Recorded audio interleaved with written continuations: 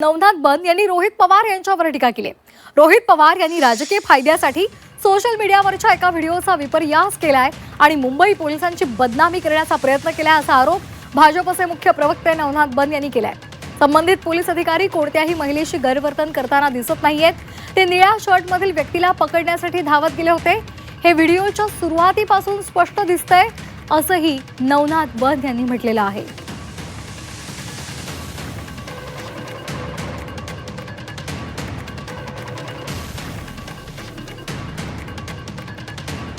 तर नवनाथ बन काय म्हणालेले आहेत आपण पाहूयात। रोहित दादा, तुमच्या राजकीय फायद्यासाठी आणि स्वार्थी राजकारणासाठी मुंबई पोलिसांना बदनाम करू नका।